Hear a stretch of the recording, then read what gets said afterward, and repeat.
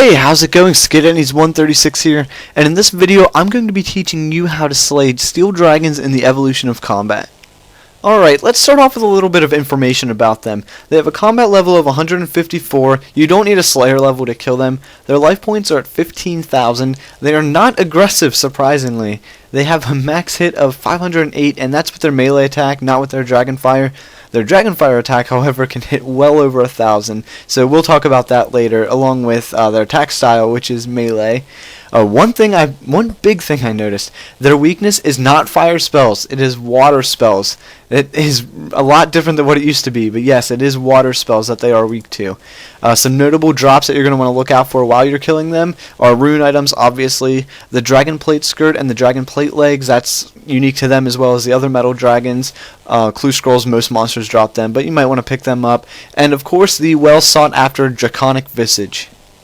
Now let's move on to the armor and inventory. I'm going with magic on this part just because melee's okay if you have super anti-fires, but magic really takes the cake with the metal dragons, so that's what I'm going to go with this guide. For the armor, just use the best armor that you can for your level. I use Orion's just because it's really cheap and really good, and I would recommend it if you can use it. For your weapon, if you can use super anti-fires, use the best two-handed staff that you can, just so that way you don't have to waste the slot for a dragonfire shield. But if you can't use super anti-fires and you just have regular anti-fires, you can use the magic variant of the dragonfire shield or the regular variant. It really doesn't hurt you, but the magic one will help you. But also use a wand with it as well, just so that way you're not getting hit damage a lot, because you will get hit a pretty good amount if you're not using a dragonfire shield or even an anti-dragon shield. Use whatever you can to protect yourself from that fire breath, along with the anti-fire potions.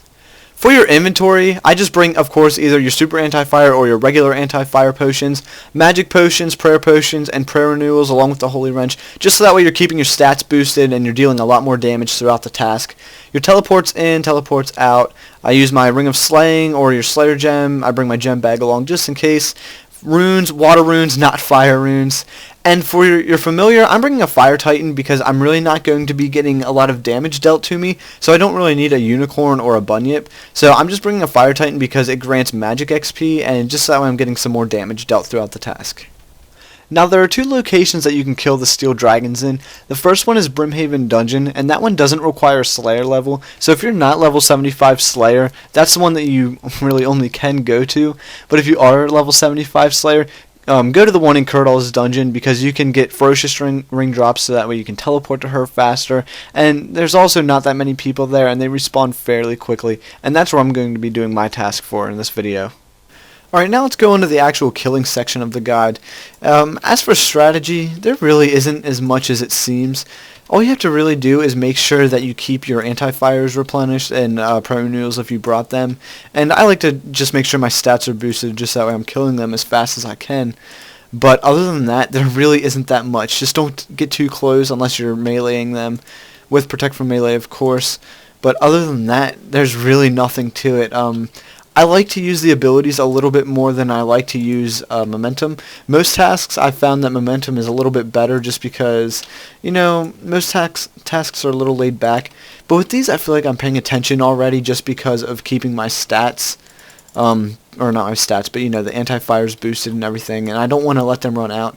And I'm already paying attention when I'm killing these, so using the abilities isn't really that much of a bother. But you know, tasks like Hellhounds or Greater Demons, you know, things like that, you really don't need to pay attention too much. So momentum is better for tasks such as those. But this one really, the abilities work fine. Do whatever you feel is best though, but that's just my recommendations.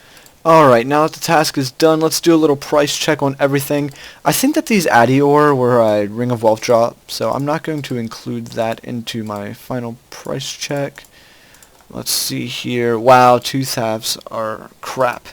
They used to be like 50k, but okay, so I got 180k, including the Adiors. I got, wow, 509k. I guess you can figure the Adiors could be like maybe D-legs and D-skirt. I mean, I would estimate a normal task, you could probably look at around 150 to, well, I mean, you could get up to about 3 or 4 mil per task, depending if you get a visage or not. But yeah, so I'd say decent amount, not too bad. Hellhounds are definitely worse. Alright, just a little bit of extra information for you guys. I got 195,000 combat experience, and that's including magic, defense, and hit points, so that's pretty good, along with about 61k Slayer experience. This was for a task of 92, so definitely good experience for these guys. Also, I got 30 gold charms, 75 greens, 45 crimsons, and 18 blues. So charm droppers, they're pretty good. So in conclusion, the steel dragons are hard hitting but easily defended against. Water spells dominate, but any magic or stab attack will work. Momentum is no better than the other abilities, so just use whatever you prefer. Watch your anti-fires, they run out every 6 minutes. Also, keep your eyes on the ground for blue charms, dragon armor, and of course a draconic visage. And overall, they're great experience and a pretty easy task.